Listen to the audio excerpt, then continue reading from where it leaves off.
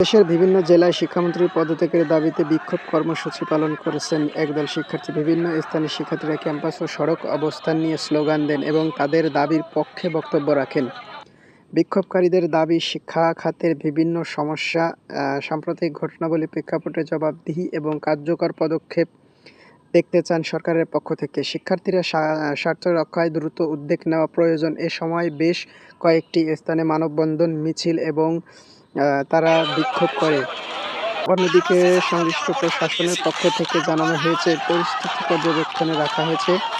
আইন শৃঙ্খলা রক্ষাকারী বাহিনী বিভিন্ন এলাকায় দায়িত্ব পালন করতেছে যাতে কর্মসূচির কোনো প্রকার বিঘ্ন না ঘটে।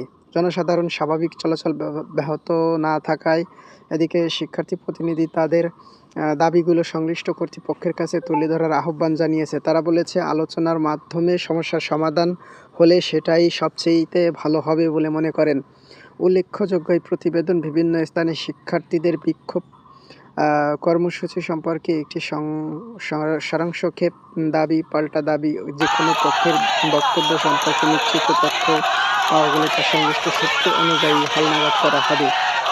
শিক্ষামন্ত্রীর পদত্যাগের জন্য একটাই তাদের চাওয়া, যে তাদের একটাই দাবি, সরকার যেন দ্রুতই শিক্ষামন্ত্রীকে পদত্যাগ করান।